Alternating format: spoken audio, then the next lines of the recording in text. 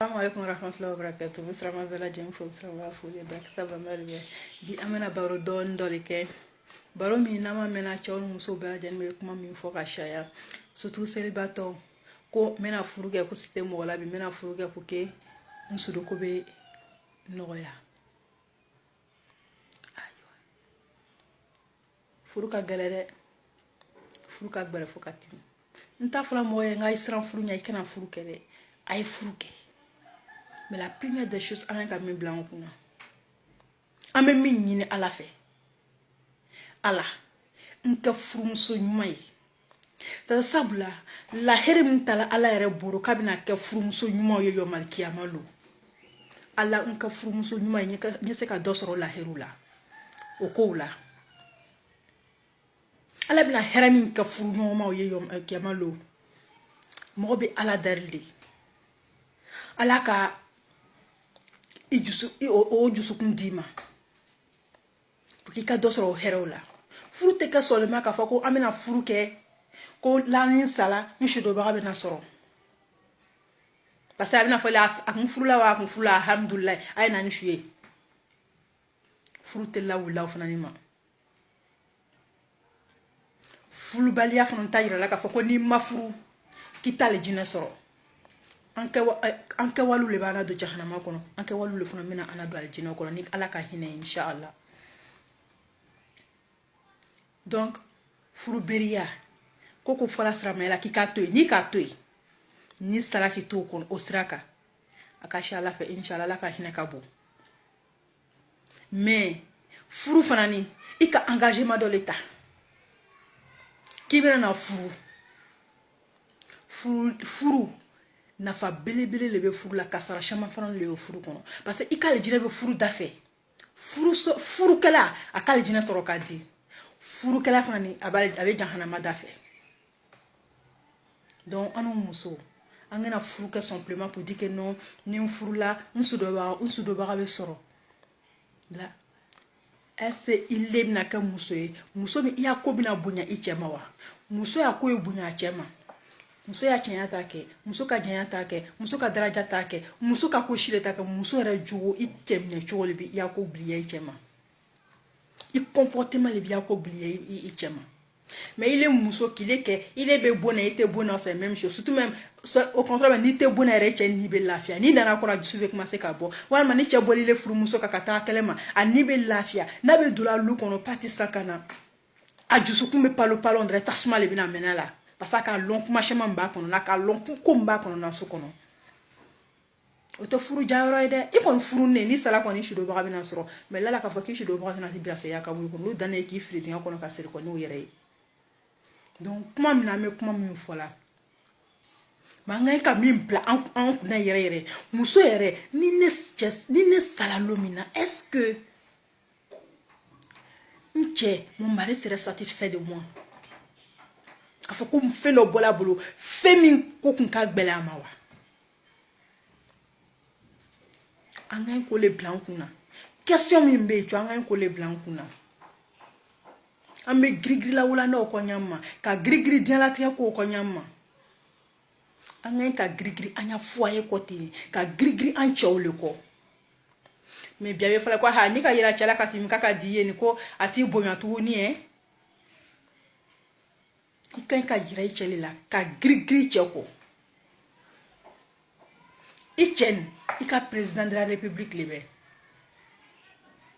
arek afsano e fanani ya furu kono muso quel que soit ce que tu es dans la vie ichele kafsani hanna krakile muso kibe barabala wari le bi bolo fembe bi bolo ni bolia barakoro kana ya mabri sen flamena do luda fe koro ni ganyenje ki adala ere ya mabri sen flamena do lunu kono afoki agradi bena luda la ikaba idura mogodo ka marale kono fiki majboti parce ala ere makoti le kana furlaw ala makoki ka chenya law ala makoti ya fofo ile la ala makobi ke walle la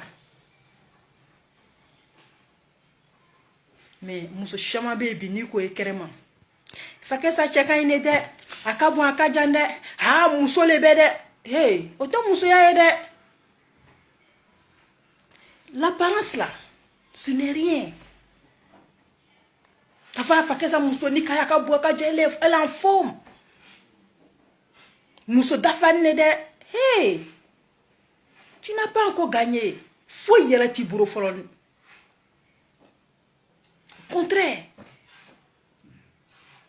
Au contraire. Tu as beaucoup de choses à faire. Muso ya. Ou les muso mbache boyan lukono. Mamba e chama ere. On tache au boyan. Muso to cho boyan sokono. Peut-être notre yoni dore na kuma. Avec kilele là. Le tata kala na de. Hey, Allah hakibaru. Arata fakala ncha kilele nyon muso soro. Ni ile rata ale abi eski nyon si soro yoro malila. Hey, obi nene la le kitache. Ninga fo kitache, dunya tache tele. Kitache kiyama. Muso ya ko be ba a fenge. Iche, il a premier ministre, il a président, il est plus que ça même. Hanna kala ki cheka do oyo gomoni, oyo turo goboni. Iche la ala le officiel ile nyana maya kono. Ikan ki chele mne kanya. Me ka fa kame furuke, aninga furuke koro, nshudo ba be soro. A fe koko be furu yere koro ile ere makoto shila. Ala ko ile kono ka furuka puke shudo ba be soro. He okuma obla. Furu mala wuloma. Furu la wulale kanga nyoni so dia. Furu la wulale kanga nyoni so dia ka den ke ka den baraka manu woro furu kono. Furu la wulale ma. E furu muso ni ki che bonya. Ala bi braj aba na fadima dunya aba na fadima kiyama fanani. Il est redon from betle.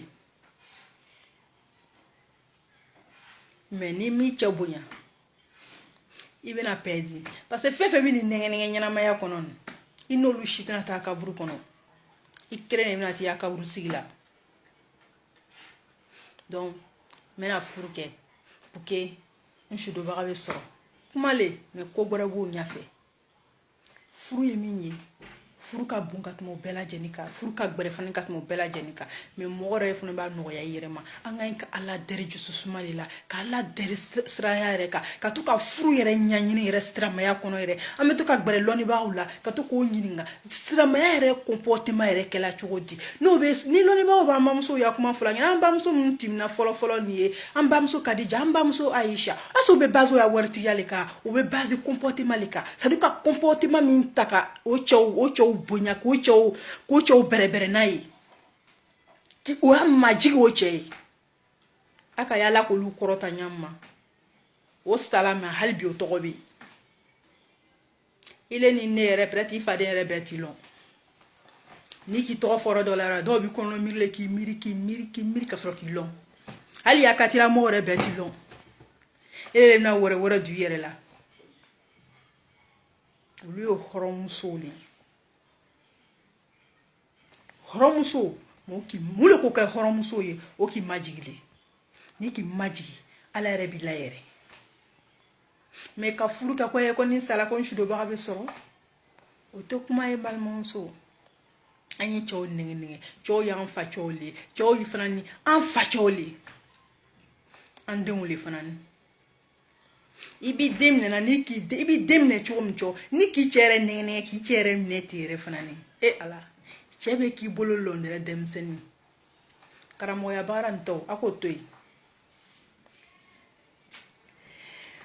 baby amena bita kuma dairo na inshallah bizimna wakati gbere parce ni kuma jena katini awu yere bina sege parce ni la mala be barakero la abaya barakero la abaya kom semsonu kala inshallah lungere wakati gbere inshallah amena baroke amena kuma ko shema bale ka sutanu musula ka o yere de defo chama le ba na inshallah bizimla amena kuma ni bella jenika don tiens la te yon hakirira le mo shite woro ni hakiri ame hakiri ni nyon feli aw be hakiri danu manu frambe anu frambe kamino anu frambe bare ko nya fa don inshallah bizimla akambe ame ka wati bare